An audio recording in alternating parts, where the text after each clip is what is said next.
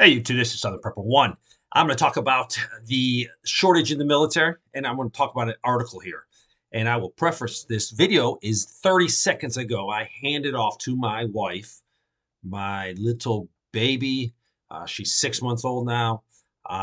So when I'm holding her, and I think what the government wants to do with our youth and the wars they want to get into, it makes my stomach turn. So let's get right into this article. This is an article from Newsweek. It says Americans don't want to fight for their country anymore. And I'll just sum it up real quick. Do not sign up to serve in the U.S. military at the current time. I know you want to. I know you're trying to be patriotic. I know you're trying to, take care of this country. But there's other options for you. Let's get right into this article. It says the majority of American adults would not be willing to serve in the military were the U.S. to enter a major war. And this was done by polling. The U.S. Army and Air Force is short of their goals. The Navy is short also. And since 1987, the number of active duty personnel has fallen by 39%. That is a good thing and a bad thing. I think we could cut our military in half. And doing so, we could empower the National Guard from each state. But we need to turn the National Guard over strictly to the governors. The federal government pays the bills for that, so they sort of control it. But 50 states need to have their own National Guard that people can join, and they will understand that they will not be sent to a foreign war.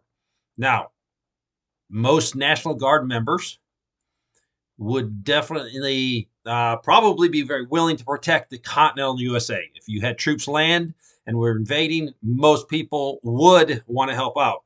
But the state's governors need to get together and say, no, this is the South Carolina National Guard is ours.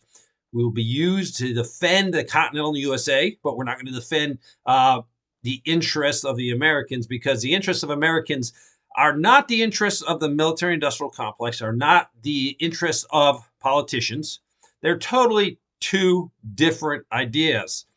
The article goes on to say that we have probably some special forces in the Gaza area in Israel. We're watching Taiwan. We're definitely watching Ukraine, and more information is coming out. It sounds like we're moving some nuclear weapons around because we understand that Ukraine is going to collapse. Ukraine is collapsing. Ukraine should have surrendered years ago, right when the war started. Probably would have got much better treatment, and probably would have just told the Russians, hey, NATO is never going to come into our country. And that probably could have solved 95% of the problems. The article goes on to say, while infantry recruits could be trained in a matter of weeks, the same was not true for other roles. Let's say the Navy misses recruiting targets for an extended period and wasn't able to bring on the people that is needed to manage submarines and fly its airplanes. If you end up in a major conflict, it's going to take time to train these folks. Yes, as technology is increasing, it takes longer. A basic infantry guy can be trained quickly.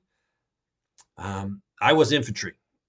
That's the only thing I wanted to do in the military. I qualified for any job in the military, and I told them no, I wanted to be infantry. I don't regret that decision. I've learned a lot, and that stuff I think is going to be useful down the road to preserve the Constitution here domestically.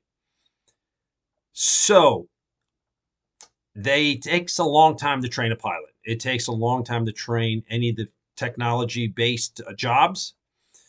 The thing I want to tell you is when you look at the U.S. and the expenditure of military, it's huge. And the reason is everything we're buying, the price is jacked up. The United States government is getting ripped off. We're getting ripped off. So don't look at what Russia's spending, China's spending, and say, oh, wow, we're spending 10 times more. But it's costing us 10 times more in the procurement process. Before the war in Ukraine started, average artillery shell 155, that's the main one we use, cost the United States government $2,100. Now it is costing us $84. That's 4 times the price. Russia is knocking them out probably for a fraction of that. And they're allowed to make a lot more. So their money goes farther. Experts say there's many factors contributing to the military recruitment issues, including adapting its message to younger target generations, more engrossed in modern technologies. Um, Also, the stories of supposed woke marketing hurts recruitments, as well as economic outlooks that provide challenging environments for those efforts. It is a woke environment. That's why I do not recommend. You'll be well trained in the, what pronouns to use. My son has to sit through all kinds of things mandatory every year. That is waste of time when they need to be training. It is so bad in some National Guard units. It is hysterical. Um, they're not getting the training they need. The only thing that is a positive is guys that go active duty, then go into the National Guard. They are so far more advanced, and that's the only bright spot.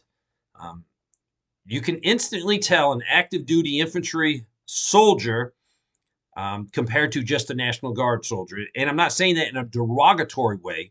I'm just saying when you have years of experience doing your task, you can do your task. Just going to your training, basic training, the infantry training, it's good, but years of honing your skills makes a difference. A lot of National Guard guys do not have that active duty time, and it shows up. It goes on to say,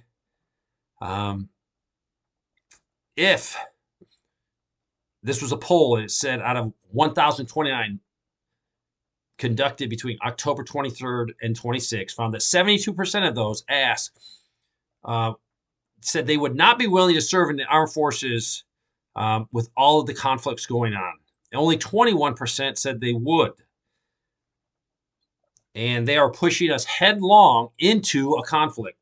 Our government is gone clinically insane. We are not equipped. We are not trained.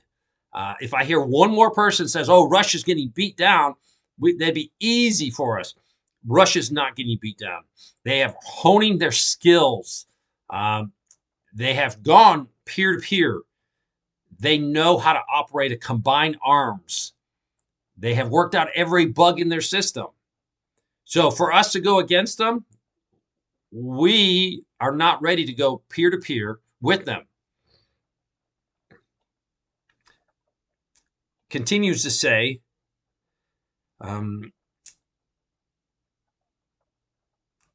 this person served 26 years in the Minnesota National Guard, noted that young adults were the military's prime target for new recruits. Currently, it'd be Generation Z, or those born after 1997. But they are used to instant gratification because of the internet. So they're not looking to go through the rigorous training that would be required. They would rather watch it. They said they get their dopamine hits by seeing someone else accomplish something physically taxing, but they don't get it by doing it themselves. And that's just how it is. They're also saying because of the low unemployment that people can get jobs, why would they need to join the military? They say by comparison, new enlistees in the armed forces earn a little over $20,000 a year. So because the economy is good, people do not have to join. That might be part of it, but it's definitely people are not physically fit enough to join the military. It goes on in this article just to say they gave an actual percentage, and it was astonishing. I think it was 77% of those aged 17 to 24 were unqualified due to medical reasons, drug use, or criminal records. Now, if they fire up a draft, a lot of these people that are unqualified now will become qualified. Look at Ukraine. They had to change theirs. They had to accept older people, people with handicaps, and they just keep accepting them. This will happen in the United States. So don't think, oh, I have a drug conviction, they'll never draft me. All that stuff can be waived. So my position, Do not join the military. And I'm sad this, that's sad for me to say.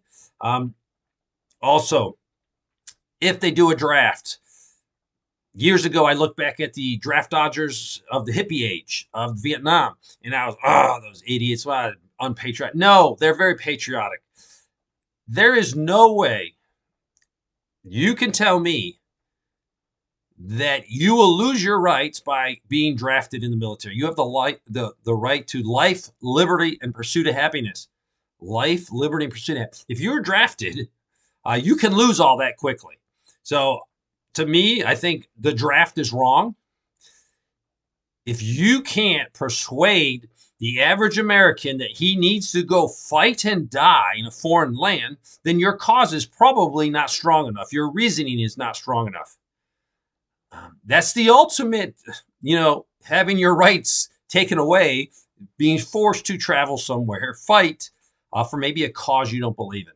Now, there's a lot of people that would fight if we were invaded, and that it directly affected you, your family.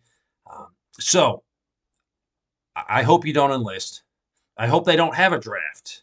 But I will assure you that if someone has an objection to being drafted and they do not believe in the cause, and every war that's going on right now, I don't believe in that cause. Israel has a problem. Taiwan has a problem. Ukraine has a problem. I have no dog in that fight. Some will say, Dave, you're a Christian. You're supposed to support Israel. And I do support Israel's right to exist as a nation. It does not say I have to go over there and die in Israel, go die in Ukraine, go die in Taiwan. Let Europe settle Ukrainians' problems. We are in no way financially ready, physically ready, logistically ready to fight a major war. We have aircraft carriers, we have battleships, we have all kinds of support vessels sitting in harm's way. The development of missiles that can take out a ship have drastically increased. So you might have that $1 billion ship sitting out there. That $1 billion ship can be in the bottom of the ocean very quickly. And I don't know how much an aircraft carrier costs. I know a lot of money. So if there is a draft, I would actively assist anyone that wanted to get out of it. If they didn't think the cause was just enough. Now, if the United States is threatened and someone's invading North Carolina, Georgia, even California, I would do my best to assist. But to be honest with you, I would stay in my community, help my state before I go ship out to California. But I urge the governors, you need your own National Guard. And don't bring up the State Guard. There's some places they have the State Guard. They're great on paper, but they don't have the punch necessary to do anything. But the governors needs to have the National Guard that is totally under their control. But because we accept federal dollars, the feds call the shots. So I hope this helps explain my position. I'm not for a draft. I'm not for our boys and girls going overseas to die in some worthless war so some rich man will get richer. Thanks for watching.